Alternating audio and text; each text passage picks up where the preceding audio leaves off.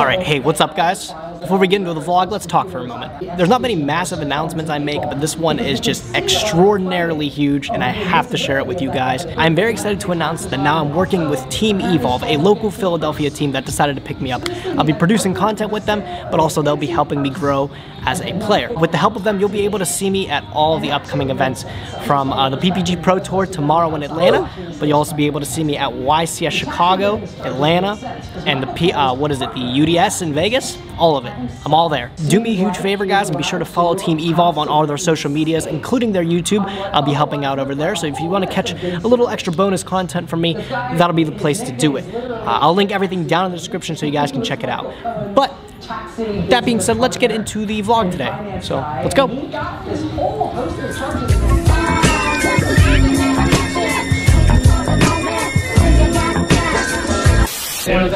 They say practice makes perfect.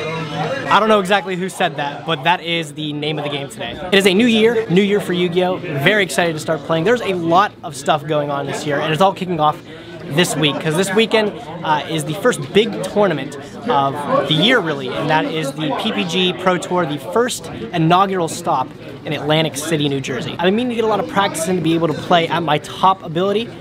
So I decided to drop by a new locals here. You probably haven't recognized this background before. I am at Alternate Universe Homes in Philadelphia.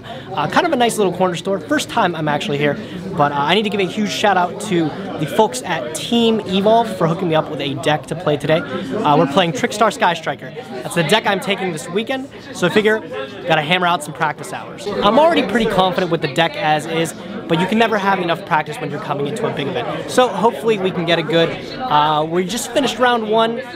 We didn't come out on top, but we'll see how the rest of the day goes. So let's hop into the mix.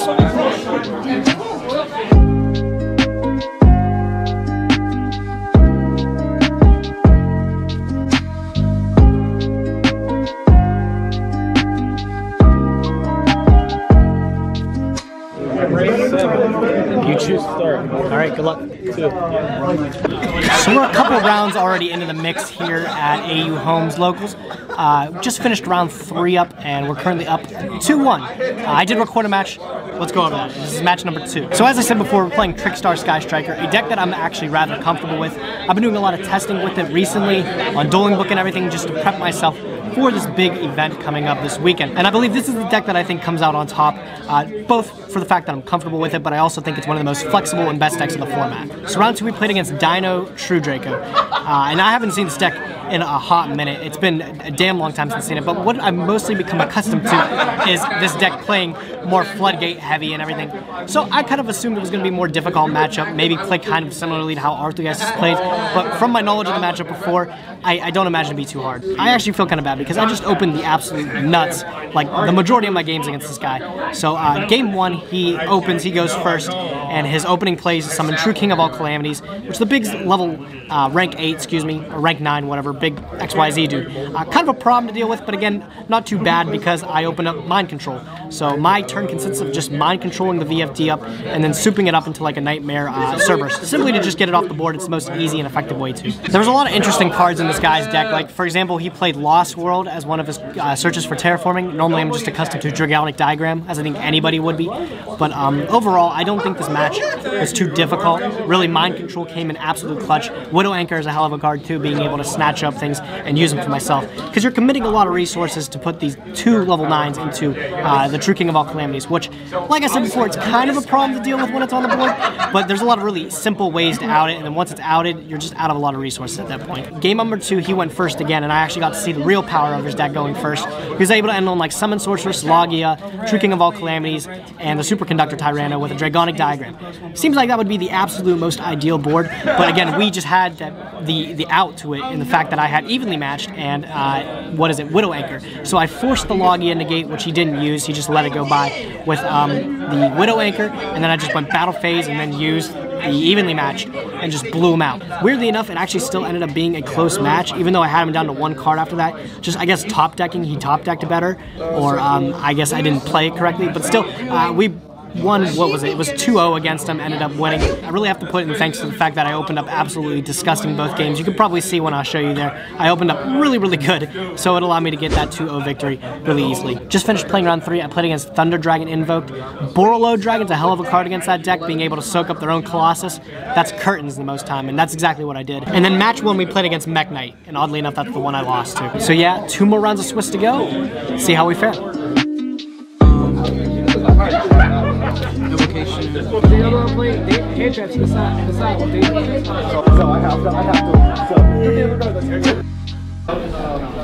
So Locals is coming to a close today. We just finished the 5th round of Swiss. Final record was 3-2, not bad. The prize structure is, I know we're not cutting to top 8 to actually play. I know prizing just happens as it is. Pretty sure that's a record to be able to get me to at least something. I was looking over some of the cards, and just some of the cards are absolutely not okay to be in the game. Like Urgent Scheduling is just legit a plus like 3 at the end of it for free. Cards absolutely nuts. There's a lot of things going for the thing, like the deck, and it came to fuck if it goes turn 2, which is exactly what happened game 1. I ended up going first, and I set up a standard kind of Trickstar Sky Striker play, well, mostly just Sky Strikers. I went Shizuku to be able to get 2 engages in my hand, but that really didn't do me too good, as my opponent went to summon the big, he went Gustav first, and then the big level 11 guy, and just dunked on me with him. I ended up having 1,500 life points at the end of that battle phase, which I think that's one of the problems with the deck, is if you can't OTK me, your deck just runs out of steam. I had a Widow Anchor set, but it wasn't enough. I dumbass forgot that the other Gustav Max card, the one that just makes it unaffected by absolutely everything, is a real goddamn card. So he summoned that thing, and my Widow Anchor was just not useful in that point. Let's see if we get there. It all depends on one hand trap if you have it. Well, I ain't got any, so I'm probably fucked. Like I said, do you want that? Oh shit. How you like that? You thought you was going wild? My dumbass, yeah, I was gonna win.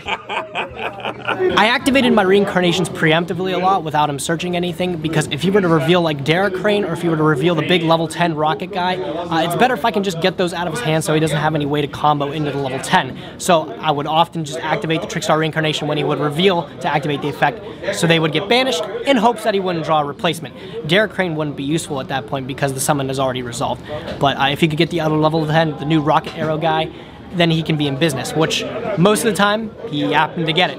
I was rather unfortunate, but that game actually ended up in a huge misplay on my part, because I had activated Trickstar Reincarnation in my graveyard to summon a Licorice, really just get another monster on board. I don't think there was a reason for me to, but then I tried to activate a Scapegoat in response to a Twin Twister he played, and I quickly realized I can't do that because I activated Reincarnation earlier. So that was a huge misplay. I lost a lot of card advantage, but I still actually ended up winning that game off of a Hail Mary Ash on his Switchyard. Once I hit that Switchyard with Ash Blossom, he actually didn't have a way to get into a level 10 or anything at that point. And he realized, well, he probably got the game. So we moved on to game 3. Game 3, I opened up the cheese. And when I mean the cheese, I mean my classic, least favorite combo to have played against me, but I love playing it against people, and that's Reincarnation Drool. I decided to just get fancy with it and go Reincarnation and Reincarnation Drool, and just wipe out his hand so he doesn't even get to play the game. The first Reincarnation goes through A-okay, but the second one gets stopped by an Ash Blossom that he drew, which was my only fear, really.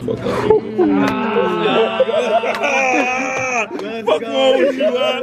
What's wrong with you, bro? Could have waited till he activated like Switchyard or something to add to hand, so I would be able to just guarantee that I can activate the Reincarnation. But I just decided, I'm done playing. I want to just disgrace him. And it didn't work. In most cases, I think that would have lost me the game, but he actually didn't end up having a follow-up play anyways. So he wasn't able to do any after that, and he just conceded. So we took that down 3-2.